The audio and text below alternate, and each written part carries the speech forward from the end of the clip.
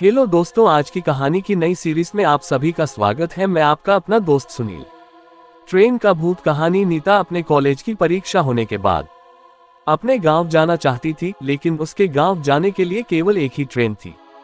इसलिए उसने 2 महीने पहले ही टिकट के लिए आवेदन दे दिया था, लेकिन उसके टिकट का स्टेटस अभी तक वेटिंग लिस्ट ही था। अगले दिन उसका सफर शुरू होने वाला था, जिसके लिए उसने कुछ खाने पीने की सामग्री और रास्ते में पढ़ने के लिए एक नॉवल खरीदा, जिसका नाम था ट्रेन का भूत। दरअसल नीता को भूतिया कहानी पढ़ने में बड़ी दिलचस्पी थी। वह अक्सर इसी तरह की बातें किया करती थी, इसलिए ज्यादातर विद्यार्थी नीता से बात करना पसंद नहीं करते थे। नीता को भी अकेले रहना पसंद था, इसलिए किसी के बात करने न करने से उसे कोई खास फर्क नहीं पड़ता था। दूसरे दिन नीता रेलवे स्टेशन पहुंच जाती है, लेकिन अभी तक उसकी वेटिंग लिस्ट क्लियर नहीं हुई होती है। नीता सीट न मिलने से परेशान होती है। वह सीट के इंतजाम के लिए टिकट चेकर की तलाश कर रही होती है। काफी देर इंतजार करने के बाद जब कोई नहीं आता तो नीता किसी की भी सीट में बैठ जाती है और अपना नॉवल निकालकर पढ़ने लगती है।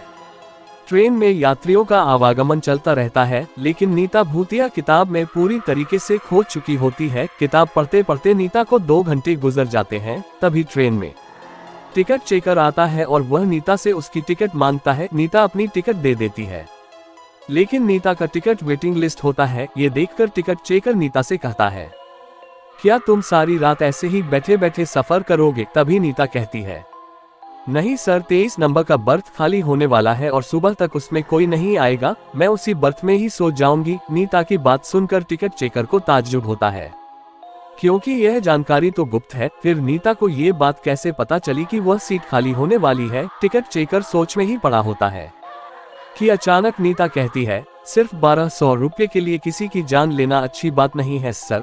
और यह बात सुनते ही टिकट चेकर के चेहरे का रंग बदल जाता है। वह नीता की बात को अनसुना करके आगे की बर्थ में निकल जाता है। दरअसल नीता जो नॉवल पढ़ रही थी, उसमें भूतों को अपने संपर्क में लाने का मंत्र लिखा हुआ था, जिसे गलती से नीता ने पढ़ लिया था और इसी वजह से नीता के अंदर शैतानी रूह प्रवेश कर चुकी थी। नीता से मिलने के बाद टिकट चेकर बहुत घबरा चुका था। दरअसल 15 दिनों पहले गलती से एक आदमी ट्रेन से गिरकर मर गया था, जिसकी वजह यही टिकट चेकर था। लेकिन ये सिर्फ एक हादसा था। टिकट चेकर अपनी सीट पर बैठा ही होता है कि अचानक नीता बगल में आकर बैठ जाती है। नीता का चेहरा पहले से कुछ डरावना लग रहा था।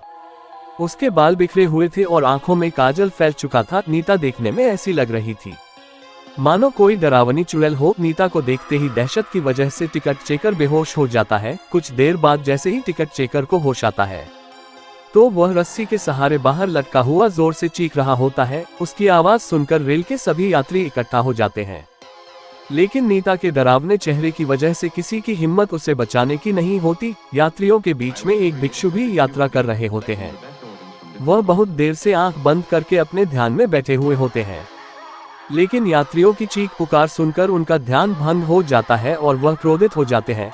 लेकिन जैसे ही उनकी नजर बाहर लटके हुए टिकट चेकर पर पड़ती है, तो वह अपनी जगह से खड़े होकर नीता के पास पहुंचते हैं और ऊंचे स्वर में कहते हैं, तुम उसे छोड़ दो, तुम्हारे साथ न्याय होगा। उनके कई बार बोलने पर भी जब नीता ऐसे ही खड़ी रहती है, तो भिक्षु आंख बंद करके खड़े हो जाते हैं और कुछ ही देर में उन्हें पता लगता है कि जब तक नीता के हाथ में ये नॉवल है, तब तक भूतिया साया उसके ऊपर से नहीं हटेगा। भिक्षु अपनी बुद्धिमत्ता से नीता के हाथ से नॉवल छीन लेता है और उसे ट्रेन से बाहर फेंक देता है। नॉवल का संपर्क जैसे ही नीता से दूर होता है, तो वह बेसुध होकर ट्रेन के अंदर गिर जाती है। लेकिन इसी बीच टिकट चेकर, जो कि ट्रेन की खिड़की से लटका हुआ था, वह नीचे गिर जाता है।